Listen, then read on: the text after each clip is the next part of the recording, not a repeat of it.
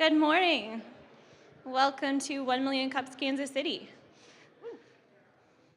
You guys want to come in and take some seats? I know there's always seats up in the front open. So who's here for the first time? Raise your hand. Wow, thank you for coming. Who is here that's one of our savvy veterans? Yay, thank you for coming as well. For those of you who are here for the first time, 1 Million Cups is a weekly entrepreneurial program. We have two presenters that get up and present for 6 minutes. We open up the Q&A portion to the panel first and then to the audience. So if you have a question, please raise your hand and we'll come around with a mic. My name is Courtney. I'm one of your community organizers along with Lance, Milton, and Britton. And I would like for our expert panel to give a little introduction of themselves this morning. Morning, guys. My name is Ryan O'Connell. I run a company called Influence & Co. We're an executive branding and content marketing firm. Courtney asked me to say a couple of words. Ways that I can help you guys out in the community. Anything relating to content, branding, or connections outside of the Kansas City area relating to funding, marketing, or just general networking connections, definitely reach out, and I'll pass the mic off here. Good morning. My name is Mark Allen. I am with the UMKC Small Business and Technology Development Center. We go by SBTDC. How many people know of the SBTDC? Okay, about a third of you. Well, get to know it a little bit because it's a really helpful resource. So what I do every day is help small businesses succeed.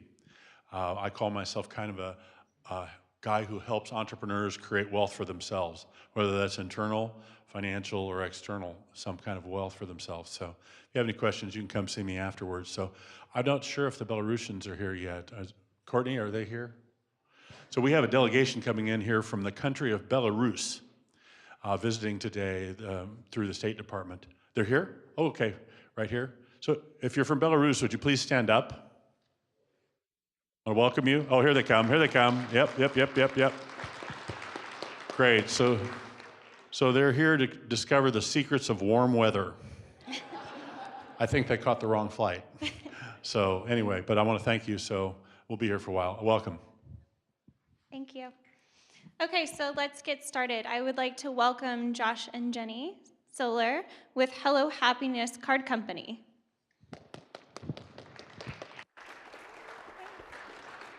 My name is Josh, and this is my lovely wife, Jenny, and we're so grateful that you're here this morning, and we're going to start with a little video.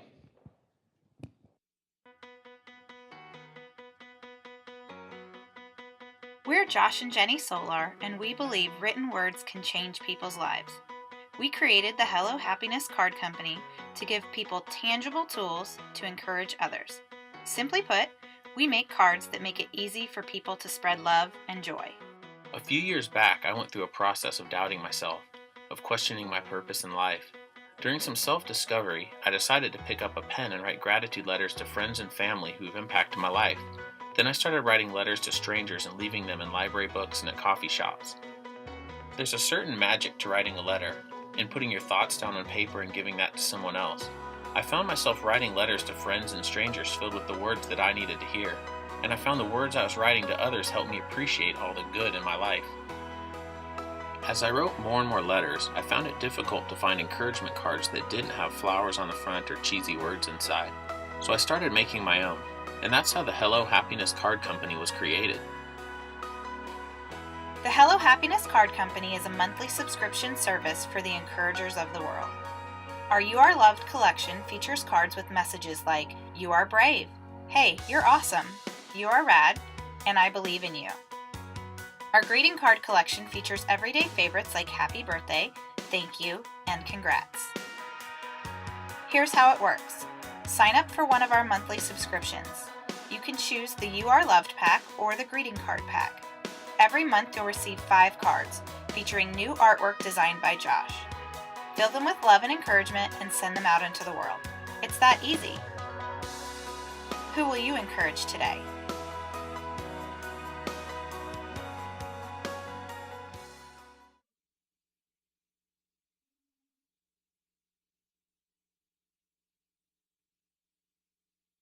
Okay, so I've only got about 4 minutes left in this presentation, so I am going to just jump right into the business stuff. So we started our card subscription back in July of last year, but we didn't really put any time or effort into marketing it or growing it. In November, we decided to get serious about it, so we got a new name, a new brand, and a new website, and we relaunched as the Hello Happiness Card Company. And we now have 4 streams of revenue that I'm going to cover really quickly and our growth strategies for each one. So monthly subscriptions are our main focus, $20 a month, 5 cards. We make roughly $10 per month per subscriber, and when we launched in November, we had 15 subscribers, and we currently have 43. Our second revenue stream is card packs. When we launched in November, we just offered 10 packs, and then last week we expanded to 25 and 50 packs. So we're basically rewarding people for buying larger quantities of cards at one time. So at the 10-pack level, cards are $3.50 each. At 25-pack, they're $3 each. And at the 50-pack, they're $2.50 each. So our profit on a 10-pack is $20, on a 25-pack is $42, and on a 50-pack is $60. Year to date, we've sold 30 10-packs and 1 25-pack. Our third revenue stream is wholesale. We wholesale our cards at $2 a card. The suggested retail price is $4.50 each, and we make roughly $1 in profit per card, and we've sold 1,280 cards wholesale year to date. And our fourth revenue stream is Etsy. We launched an Etsy store about 4 weeks ago, mainly just to sell single cards and to reach a different audience. So we are not sending our community to Etsy. We're relying strictly on the Etsy community for our sales on Etsy so far. So we sell single cards at $4.50 a card. We make roughly $3.25 profit per card, and we've sold 10 cards year to date. And now for our growth strategies. For our monthly subscriptions, we're really focused on organic growth. So our main goal is to grow our community, our social community, so Instagram and our newsletter, and then convert our followers into subscribers. And then in every outgoing order from Etsy and a card pack from our website, we send a 50% off your first month coupon. So if people want to convert over to becoming subscribers. And at some point, we're going to start utilizing Facebook ads to grow our subscriber base. Our goal is to have 150 subscribers by the end of the year. For our card packs, once again, we are selling to our community online, so our goal is to just continue to expand our community. And we've also started targeting business owners with the larger card packs, and also the option to create a custom card for a business and to add a logo to the back. So we just want to encourage businesses to cultivate better relationships with their clients by written correspondence. And our goal is to sell 2,000 cards in card packs in 2015. Our strategy for wholesale is we're currently working on a wholesale lookbook. It's at the designer right now. And once we have that in hand, we're going to start targeting small shops across Kansas City and across the country that would be a good fit to sell our cards. And then we're focusing on creating good relationships with our vendors so that we can get repeat customers. And our goal is to sell 6,000 cards wholesale in 2015. And last, for Etsy, we're focusing on utilizing SEO within Etsy, so paying close attention to product descriptions, tags, and internal linking. And we're going to continue offering fantastic customer service by answering questions in a timely manner, shipping within 1 business day, and then asking for reviews on Etsy. And then every month after we ship out our card subscriptions, we list all of the new cards on Etsy, because the larger product offering you have, the easier it is for people to stumble across your store. And our goal for Etsy is to sell 500 cards in our Etsy store in 2015. And now we're ready for questions.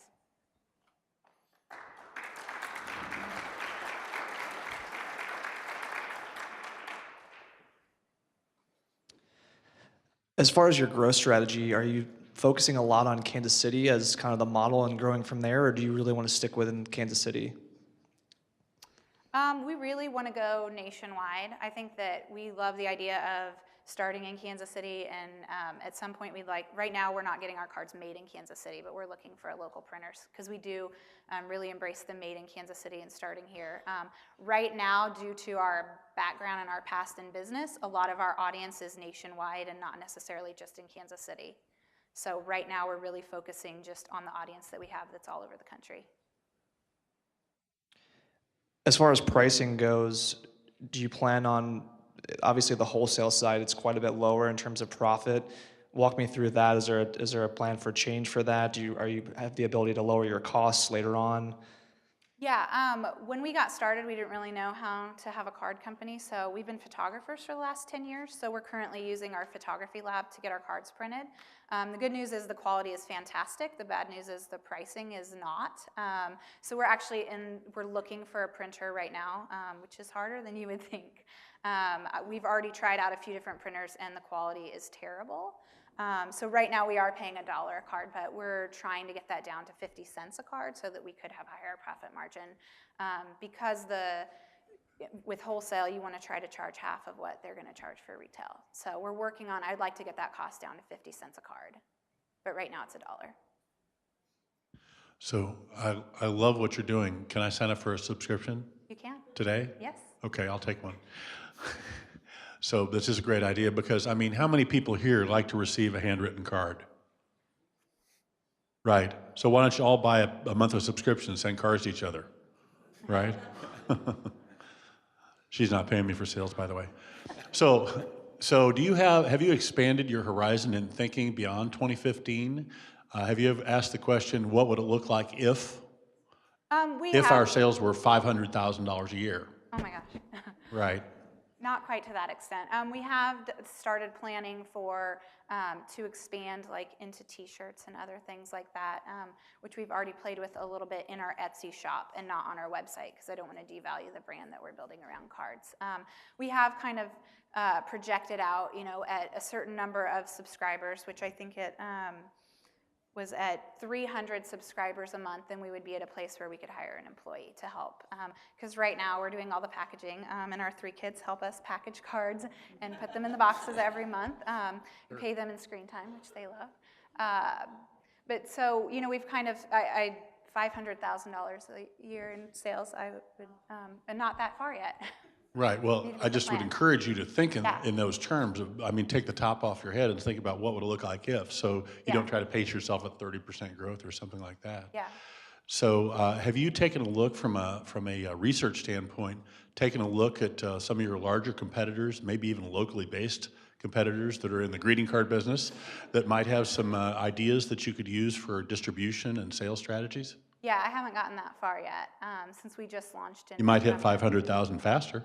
You're right. So with regard to your profits, the profits you show there are gross profits? Yes. Okay, you know what your net profits are going to be out of those as? Yeah, right now we don't have a lot of overhead since we're doing everything out of our Right. house and Right. paying our children. Right, okay. But yeah.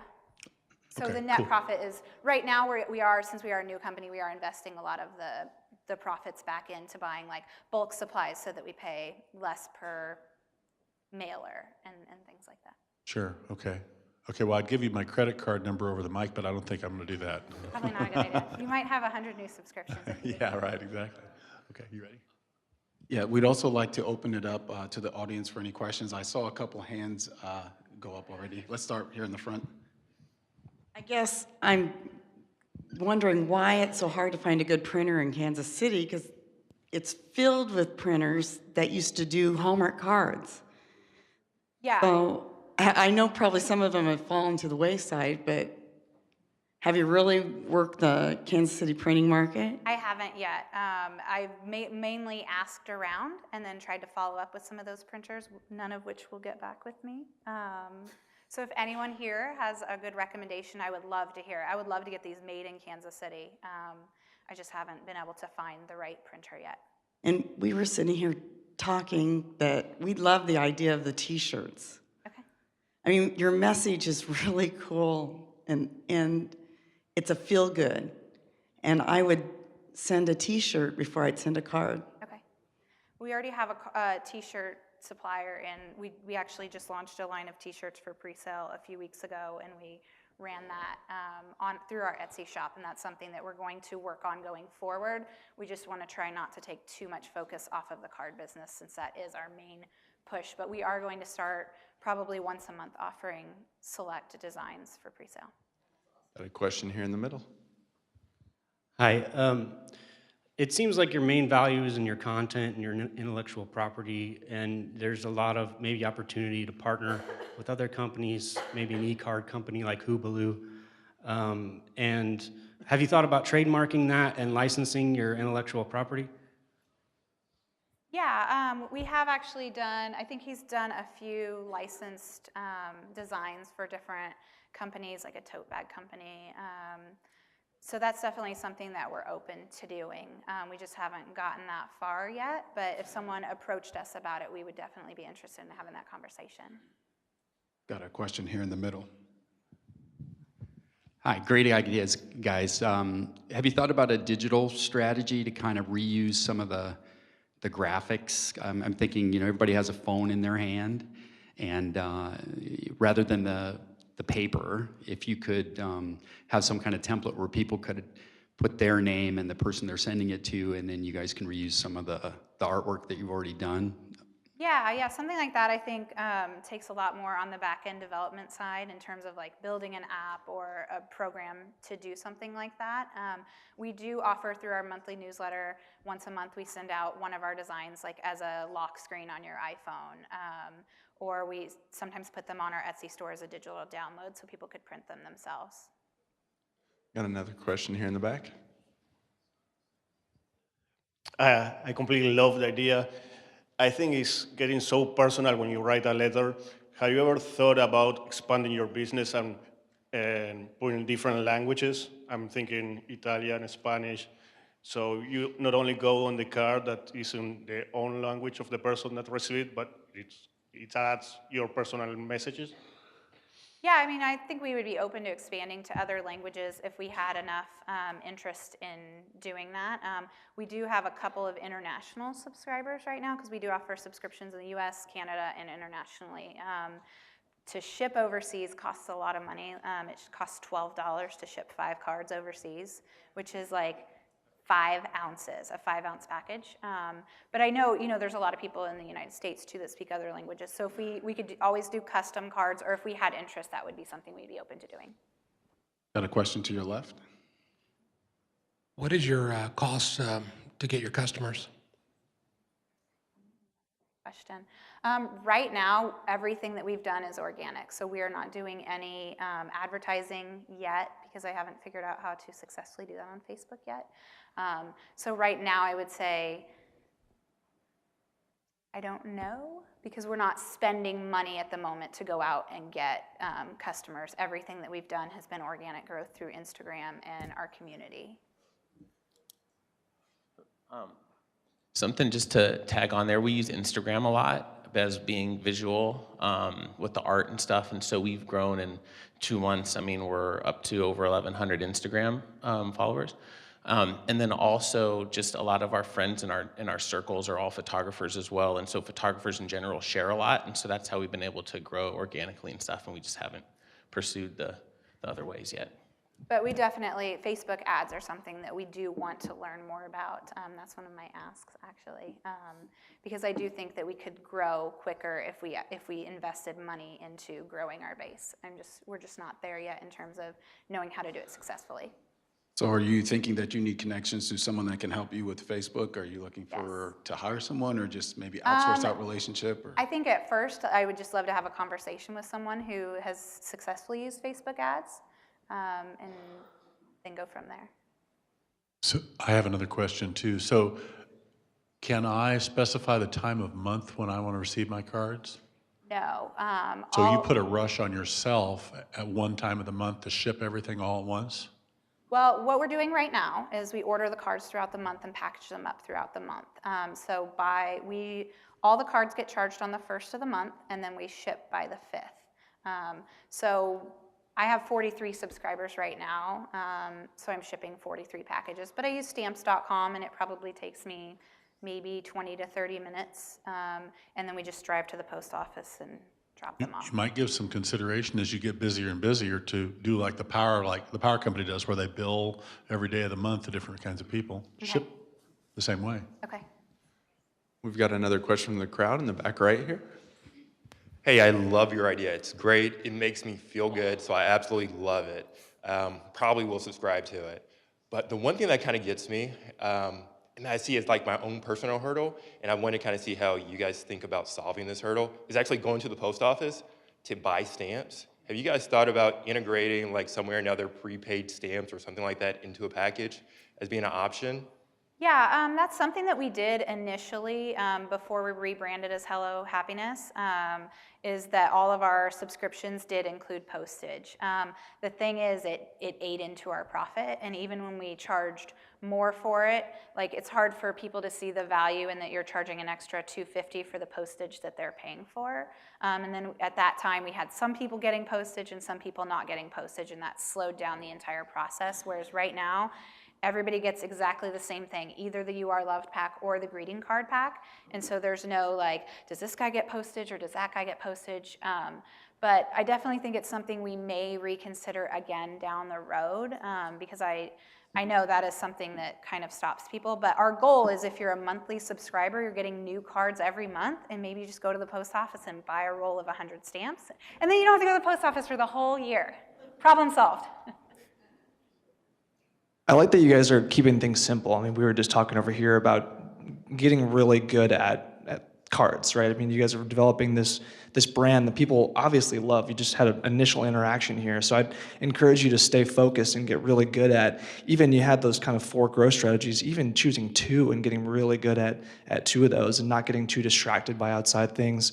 Another great question relating to customer acquisition cost, understand that even if it's organic, you still have to factor in labor. So still figure out, how much time you're spending, whether it's on Instagram or Facebook, because that's important as you scale. Even though you're not spending money, obviously your time is worth it, especially having kids and a family. So that's something I would consider as well. Okay, thank you. I've also got another question here on the left. In the video, one of the things I saw is that you create all of the artwork for the cards yourself. Is that correct? So is there, and you may have touched on this already, but is there kind of a backup plan if you get a lot of orders for different cards, you've got kind of another artist in waiting, or how would you solve that problem if that were to become an issue? Right now, between the 2 of us, we're probably spending 15 hours a week between the 2 of us working on the card company. So all of our other time is spent working on other freelance projects or photography. So as we start to scale, we will that's the goal, is to step back from the other things that we're doing, side jobs and things. So does that mean that you would jump in and help create some cards and some artwork too? I tried that once, and it turns out that I'm really good at business and not art. So I had this great idea, and then I was like, I need you to make this card that is in my head because I cannot. I think that if we did get to a point where the art load was too much for him, we would definitely consider bringing someone on, probably as a freelance position. But the plan for the short term, at least, is for him to do all of the artwork. I'm sure there are plenty of artists here in Kansas City that would love to jump in and help. So how can we help you, short of us all writing an individual card and sending it to you? Oh, wait. I think we got one more question. Okay, well, we'll skip to this and we can go back to that. Okay, so here's what we need help with. Facebook ads. If you have successfully used Facebook ads for your own business or client, I would love to have a conversation with you, either today or via email or another time. We'd like to start wholesaling to shops, so if you own a shop, know someone who owns a shop, or even just have a favorite shop that you think would be a great fit for our cards, I would love to talk with you. We'd like to start participating in more pop-up shops and First Fridays to sell our cards. So if you have connections to either of those events, please let us know. And obviously, if you connected with our cards, we'd love it if you subscribed, bought a card pack, or even just shared it on social media or with friends and family. Question here in the middle. I used to work at this bank for about 10 years, and we used to say stupid stuff like, let your pen be your sword, which was the equivalent of writing a bunch of emails to make sure that we won the argument and people knew that, we could stab them in the neck if we needed to. And I thought, have you ever thought about doing like an application where, it's like for a business friendly where, hey, we went to battle on this war, you won, I won, but I appreciate the fight and let's all be happy about it? Because in business, there's just nothing like that. There's, there's the email, hey, sorry I said that. But there's not a nice card that you could send that's business appropriate. Yeah, we would love to take that idea. So send me an email or come talk to us and we'll make it. All right. Any other questions? If not, we'll go ahead and close it up. You guys did the last question already, so if anyone can help with any of these items, please reach out after the event. Thank you. Thank you.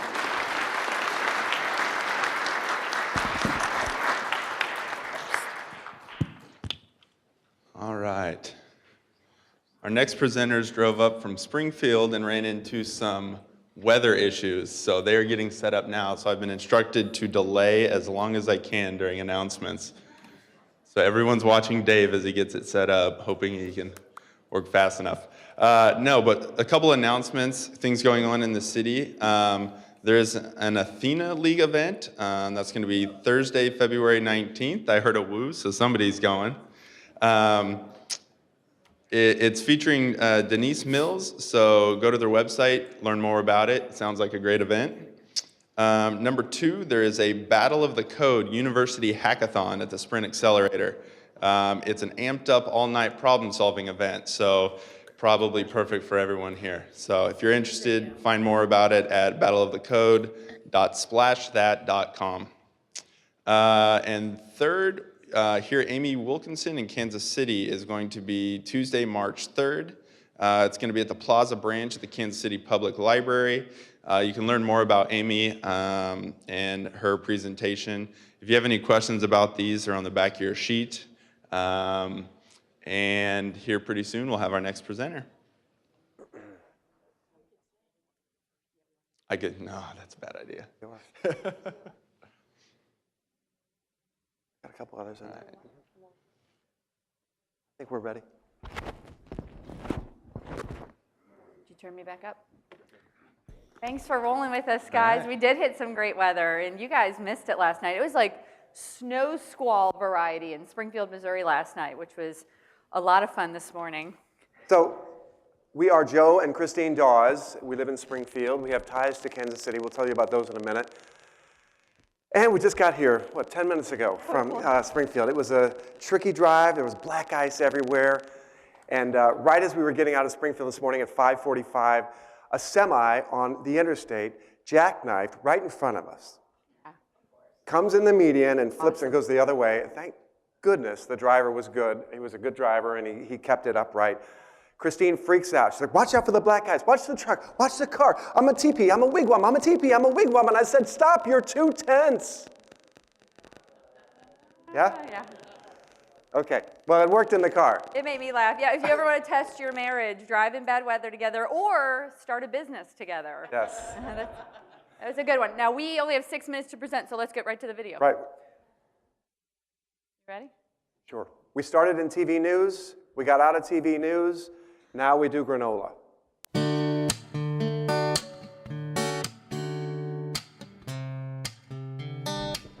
Hi, I'm Christine Dawes. And I'm Joe Dawes. And we're here at Farmers Market of the Ozarks. This is where it all began, and this video will tell you about granola.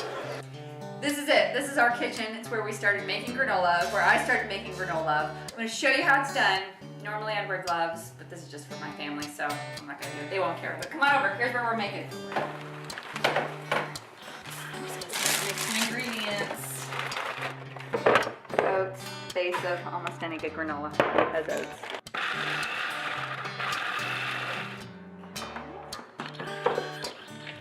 I started making granola because I wanted my family to eat something for breakfast that was healthy, natural, and low in processed sugars. We have 4 flavors: original with blueberries and cranberries, peanut butter chocolate, dark chocolate cherry, and my favorite, mocha java has coffee in it. We took it from the kitchen to market. Literally, the farmer's market is where we first started selling it. We're still there, but we also sell in grocery stores in the Ozarks, also the airport, specialty shops, and online.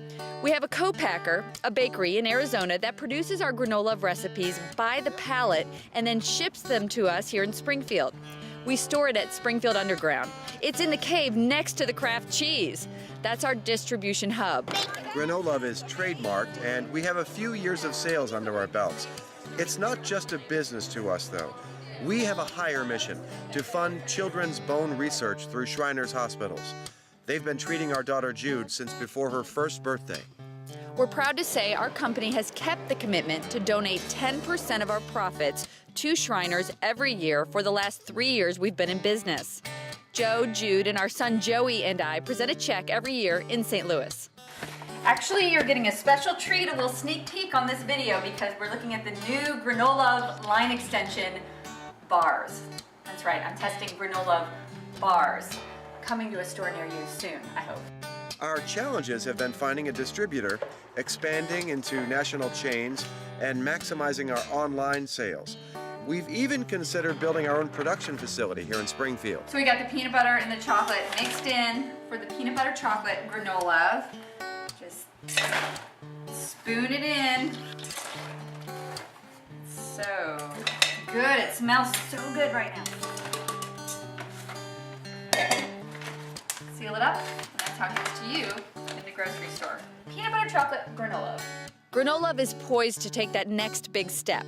With unlimited production capabilities and 2 owners on a mission, we'll be spreading the love near you soon. So who's ready for a cup of coffee?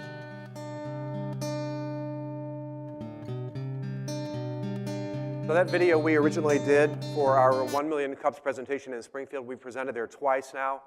And anybody know Fast Company magazine out of New York? They were on a coffee bend recently, and they did a bunch of coffee articles, and one of them was about 1 million cups. And they featured us, mostly because of our mocha java. So if you're curious, we smash coffee beans and bake in Ghirardelli chocolate. So it's really, really good. And if you're listening, or if you paid attention or done any research, you might win one of these, because we're going to give some away. That's right. We changed the packaging since this video aired, and we changed the recipe. We went gluten-free this past summer, and that has made a huge difference. If you are into gluten-free, if you eat gluten-free, even if you happen to just read the news and not live under a rock, you know that everyone is trying to eat gluten-free. The last time the New York Times did an article about it, they said 30% of the population is trying to incorporate gluten-free foods. That's 1/3 of the country is trying to eat gluten-free. So we're in good company, and we've seen it reflected in our sales. Literally, they have jumped since we went gluten-free. We also had another exciting thing happen this summer. We came to Kansas City, and that makes even more sense for us to be here today, because we started selling at Cosentino's special markets, Brookside and downtown, and their price choppers, as well as a few Hy-Vees in Kansas City. So from Lee's Summit to Parkville to Overland Park, we've got a smattering in Kansas City, and we're just now hoping to really build on that. You are our focus, Kansas City. You are our passion right now. We are up here at least once a week. We are doing demos in grocery stores constantly, so we hope maybe you'll find us. We're going to be doing 2 demos later today, one at the Leewood Price Chopper and one at the Cosentino's Market downtown in Brookside, not downtown. But we have got a strong focus right now in Kansas City because it's been doing well. We've seen it starting to grow, and being here is part of our next step. So you want to go? Yeah, we'll zip through right here. This is a PowerPoint we did when we did our second presentation, and essentially we're a legitimate company, and we've been, what is it now? November 5th, 2010? 2010. This is yeah, kind of the way our company's evolved over the past 4 years. So this is our, there we go, Joe. There And we was said your we're slide. trademarked, and this is at the Farmers Market of the Ozarks, and we're hoping this summer to start transitioning into a Kansas City Farmers Market. We're not sure which one. If any of you have suggestions, we're really open to that, whether it's Overland Park or downtown. I think those are the 2 big ones that we know of. But we'll cycle through 6,000 people on a Saturday in our little farmers market in Springfield. And it's a year-round market. We're under a big pavilion. It's heated, and it's really done well. That's right. There's the gluten-free I was referencing. The business could reach $6.6 billion, they're saying, by 2017, and that was that number I referenced from the New York Times. But our tests are in that picture. That's our gluten-free test. It's funny, people who are health conscious and eat gluten-free or have celiac, they're very educated and aware, but at the same time, there's still a lot of confusion out there. Gluten-free is really confusing to a lot of people, mostly because the FDA didn't really step in and regulate it. They're still struggling on how to regulate it.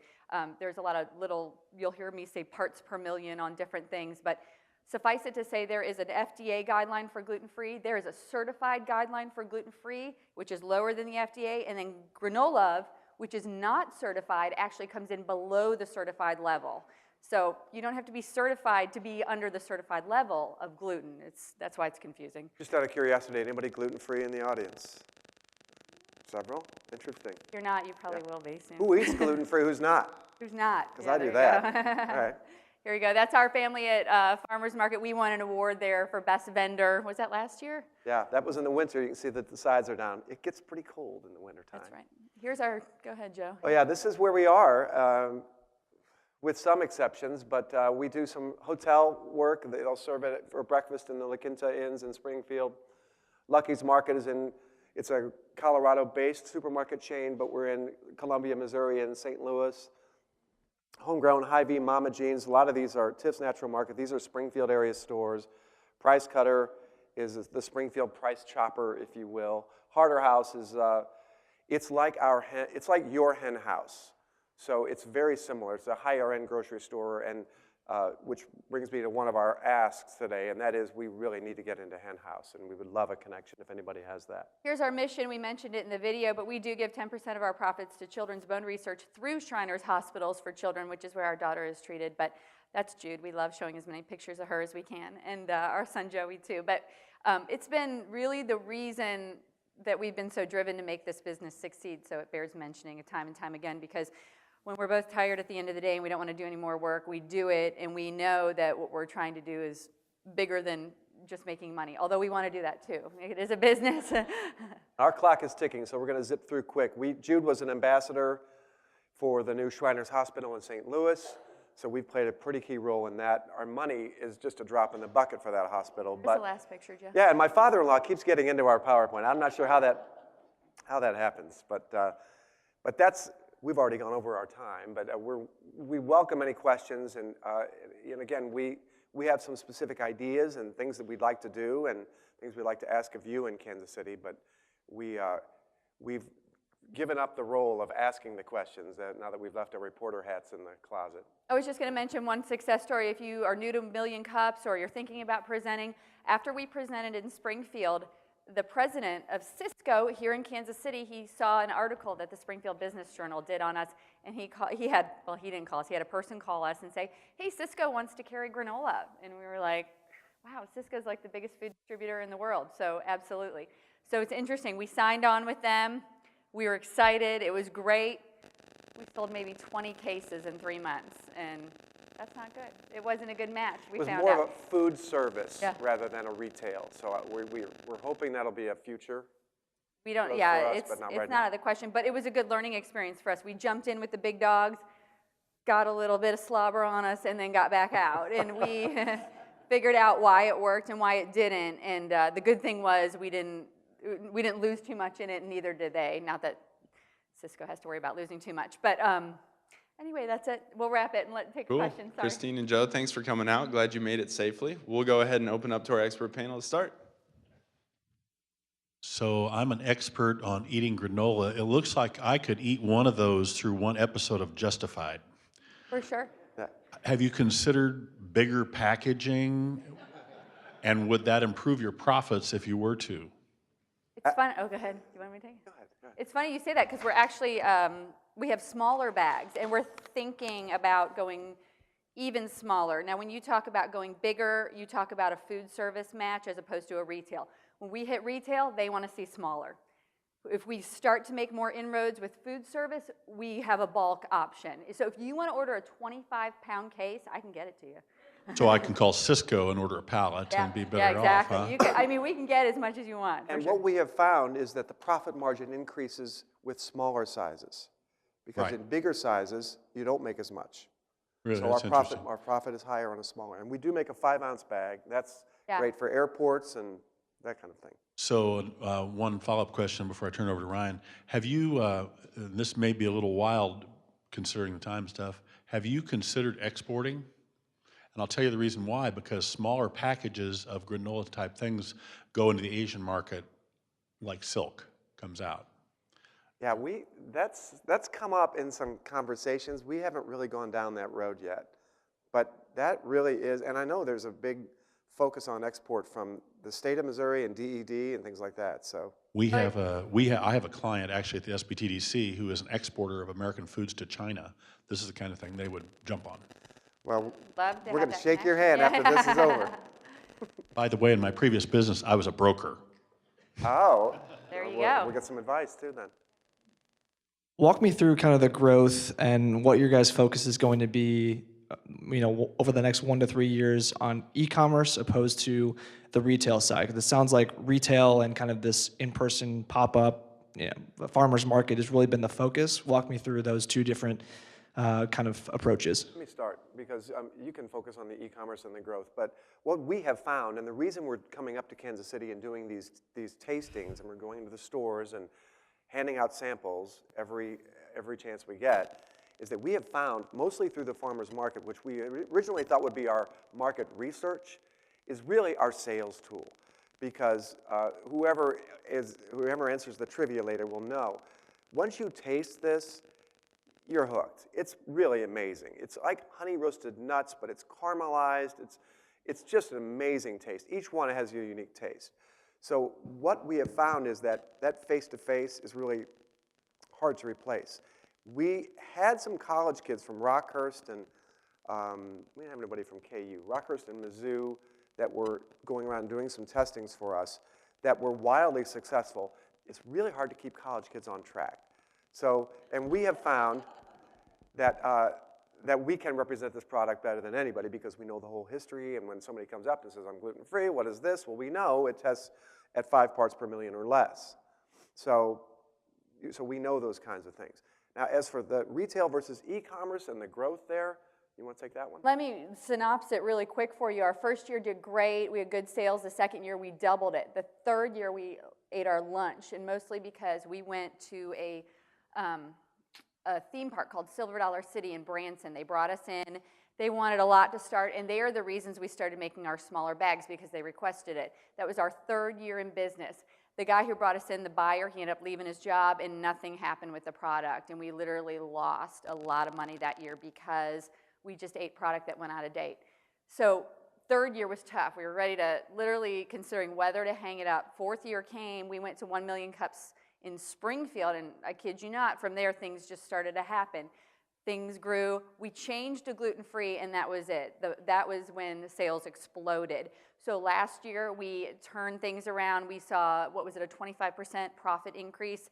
This year we're on track to even double that, just based on our current customers. They are ordering like crazy, which is fantastic. Our e-commerce is nada right now, zilch, zero. And mostly that's because of shipping. Now that's the other issue with exporting.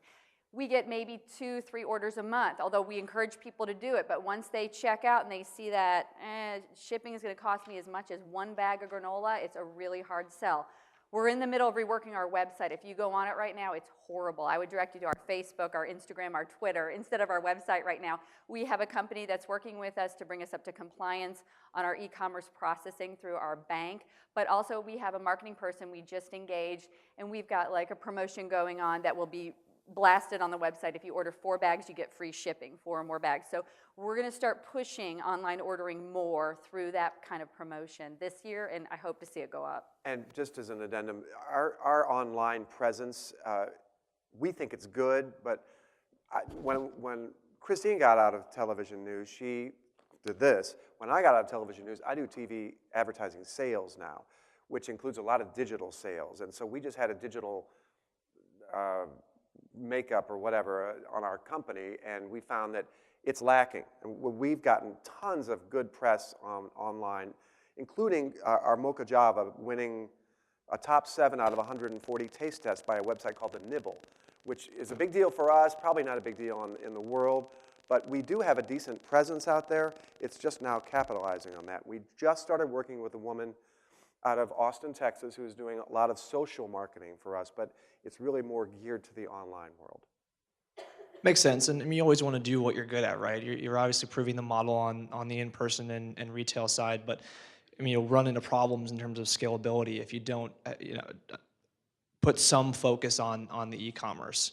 And I think that you have such an amazing story and such an amazing passion and drive, and really tapping into that, because that's what people connect with, and that's how you get lifelong customers and people that are just paying attention to you guys in addition to ordering. That's where when you create the fan base and people that want you to succeed, and you have more than just this room of people not only buying and purchasing, but becoming advocates and pushing your messaging out. And that's really, because you guys don't want to do this until you die or retire, right? I mean, you want to be able to scale this into something big, and it's obviously something you're passionate about.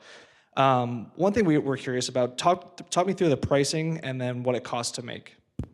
I won't give you specific numbers, but I will tell you that when we started, I was making it out of a commercial kitchen in Springfield, myself by hand, buying ingredients through Cisco and through Sam's Club. Basically, it started that way, and so our ingredient costs were super high.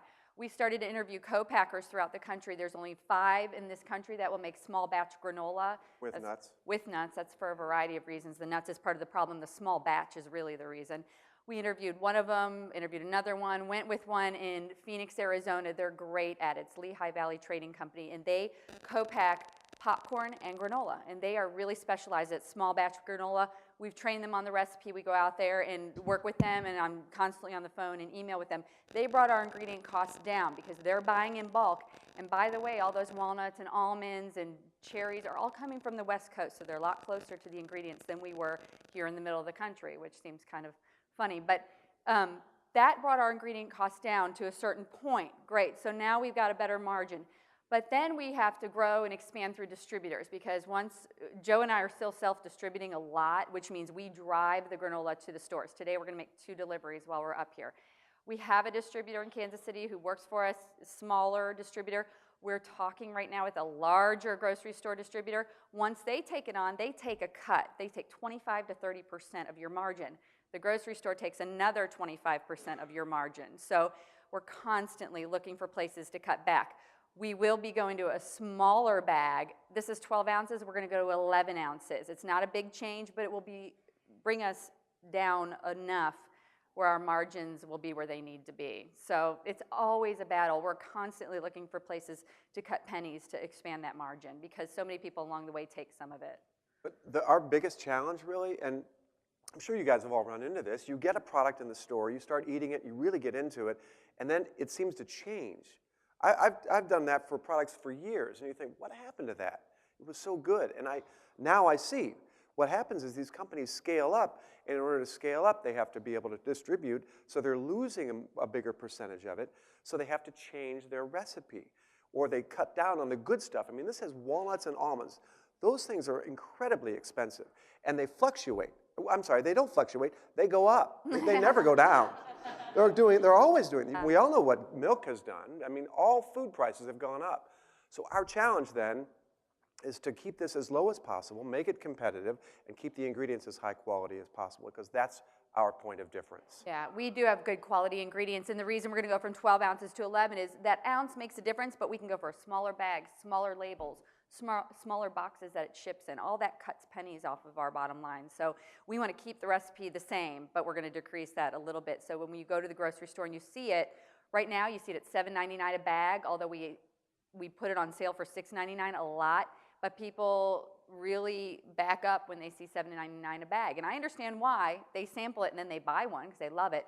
But when we're at $6.99 a bag, it really flies off the shelves. So we have got to get the margin to where we can price it at $6.99 consistently. Do you encourage in-person customers to shop online after their first experience? No, we should probably. Because you're talking about margin here and profitability, and if you're going to have your highest profits, probably going to be online. And so being able to encourage that, whether that's a in-person slip with each of the bags, or just communicating that, like earlier you communicated that you shouldn't go to our website right now, or not yet, and that's a great opportunity to later on getting a lot of e-commerce customers. Again, you're getting very good at the in-person, but focusing on kind of the tail end of getting them online. I mean, Walmart did the same thing. That's why they're dominating online, because at every receipt in person, they say shop at walmart.com. They don't want you going in the store anymore because they make more money online. Well, I should qualify that, and I'm the one who does all the face-to-face. It's been every Saturday morning for 5 years at the farmer's market, pretty much. And rather than just here, let me take your money and give you the granola, it's really more of an educational process and a get-to-know-you for the customer. Now, customers in Springfield and our little towns around there are not going to buy this online. But when I have the opportunity and people come in from out of town, or they say, this is my cousin from Virginia or whatever, you want to try this, and they love it, and it always happens, whether they're Florida or Texas or something like that, they say, how can I buy this? And I give them a card and I say, online. So in that respect, we do. We want to open it up to the audience for questions. So if you have a question, please raise your hand. Got a question over here on your left. My question is regarding your smaller size versions, and because you actually have chocolate in them, is it possible, I mean, the piece about coffee, is it possible for you to get into places like Gloria Jean's and coffee shops like that, that you might be able to sell individual servings? And also you have a very famous chocolatier in Springfield, and I wondered if you used his chocolate. You know Eskinosi. Yeah, we don't use Eskinosi because it's too expensive, and then we'd be selling our granola for $10.99 a bag. But they actually, we're good friends with Sean and a couple of people who run his company, and someday we may pair with them for a specialty flavor of some sort, but they really don't specialize in baking chocolate. They specialize in eating chocolate. We do have opportunities to go into coffee shops. We're in the Springfield Branson Airport at the Heroes Coffee Shop there. We're in one in Branson. And the thing with smaller coffee shops like that, the movement isn't as great as retail, as grocery stores, to be honest. The volume isn't there. So we don't focus as much. We welcome him and we want to do it. We tried the Dean and DeLuca situation. We were talking with Dean and DeLuca here in Kansas City, and the local manager wanted to bring us in. And then he brought us in, he actually approved it, sent us up to their New York City office, and the people there said, oh, no, our margin isn't high enough. We need a 50% margin. That's a specialty store. They want a 50% margin. We couldn't do it and make money still, so that didn't happen. But overall, talking about coffee shops and that kind of a thing, we're in the process right now of trying to identify good high volume retailers, and that we're just not quite there yet with that modality. Hey guys, I love that you're utilizing the Passport program. I actually work here at Kauffman and help run the 1 Million Cups program. So I would definitely encourage you to keep using that. And in fact, Denver might even be a good market for you guys to get exposure to as well. I have a couple questions. The first thing is, I think it might be valuable for you to put your nutritional information on your website, if in fact you are targeting this product as a healthy substitute for something.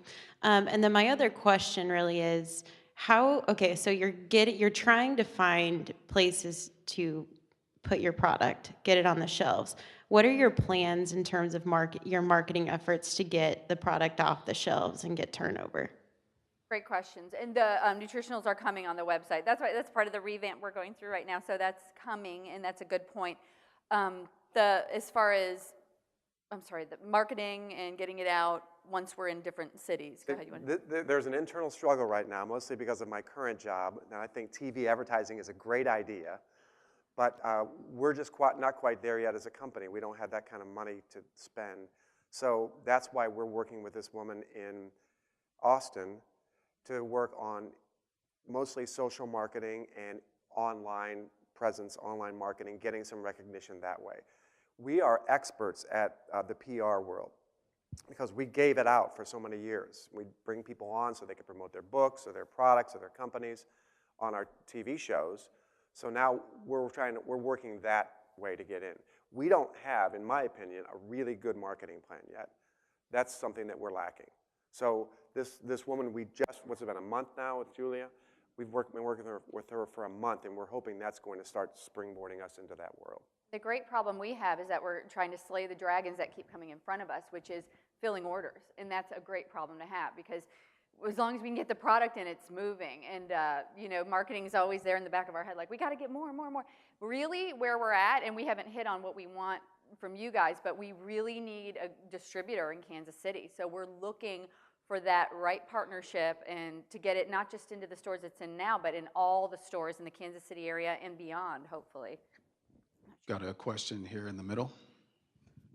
Being a small business and retail, how are you addressing slotting fees? We're not yet because we don't pay them, but we are talking right now to Associated Wholesale Grocers, and that's part of the formula. Yeah, being in Springfield, got AWG in Springfield, but they also have connections with 6 other warehouses that they're responsible for, 2,100 retailers or something like that. In fact, we're working with the Kansas City AWG office right now. And then the other thing I think of is if you're in food service, if you talk to Springfield grocers down there. We've spoken to them, but that didn't go anywhere, mostly because we decided to go with Cisco. And then when food service just did not pan out for us, and we had talked to some other people who had gone that route, that it just didn't work out in the food service realm with Cisco, we dropped that in favor of what's working for us right now. that fair? Yeah, that's accurate. Yes, sir.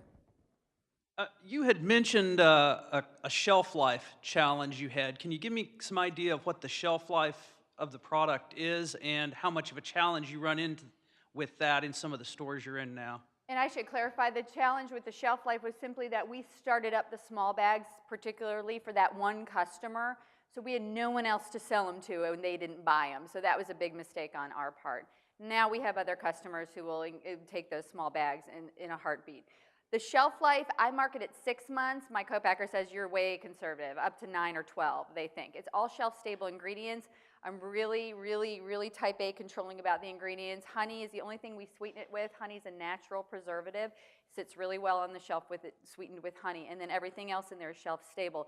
Your sunflower seeds, your flax seeds, your almonds, your walnuts, your oats, your pumpkin seeds. So it does really well once it's sealed up in this bag. I say 6 months shelf life once it hits the shelf, but it probably is longer. Question here in the center.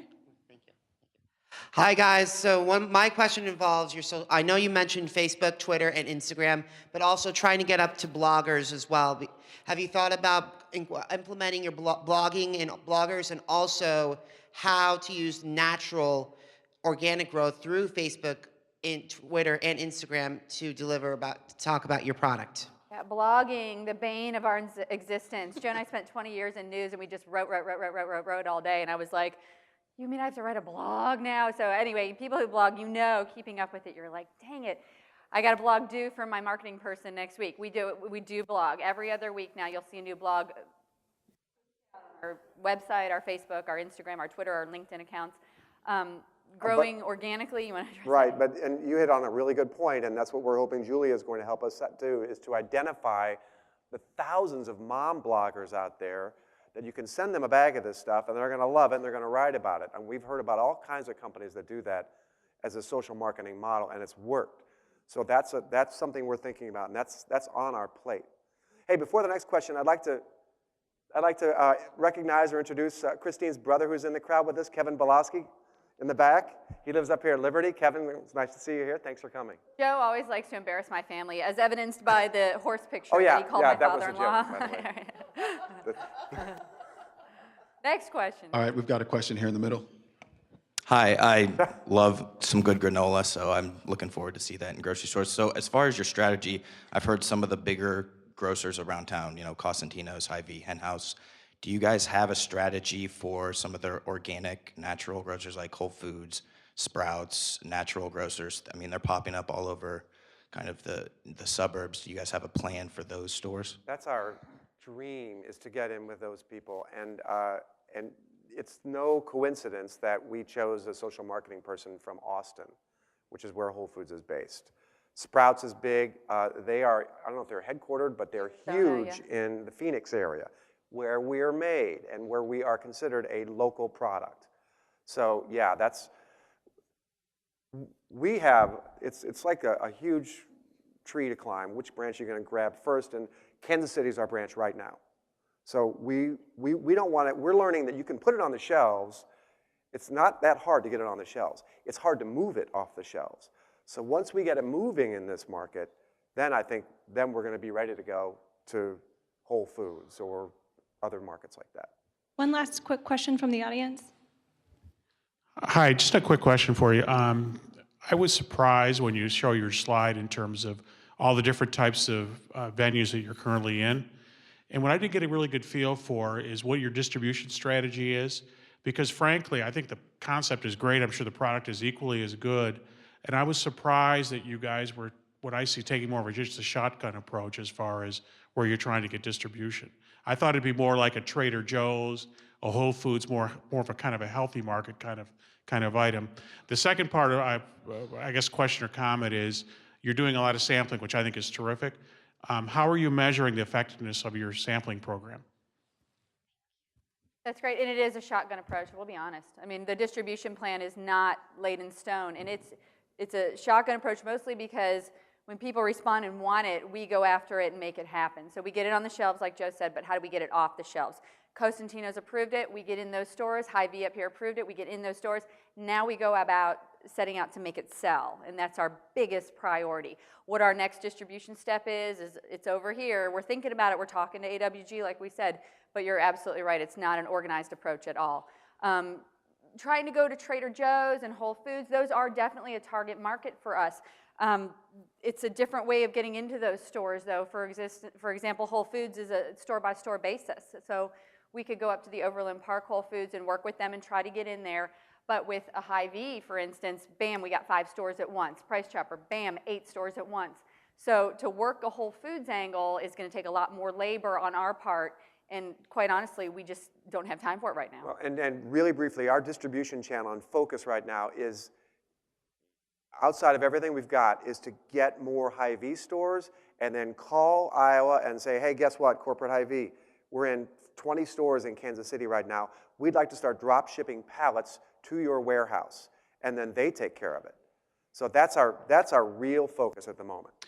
Not to cut you off, but we are out of time. So our final question for you, our final signature question, as a community, what can we do for you?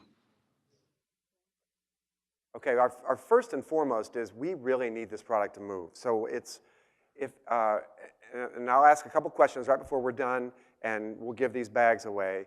But if you see it in Price Choppers or in Hy-Vee, it's in the natural foods section. It's not going to be mixed in with the cereals because it's not. But just buy it and try it. Or if you see it out or anything like that, we'd love that. But if anybody in here has a connection to Associated Wholesale Grocers in Kansas City, for instance, or a good food broker in Kansas City, for instance, that would really help us make the inroads that we need to in this market, because that's our focus right now. Is that it? That's it. You got it. Yep. So briefly, if anybody in here knows what kind of marketing tool we used over Valentine's Day to promote this, we thought we were pretty proud of it. It just came up out of nowhere.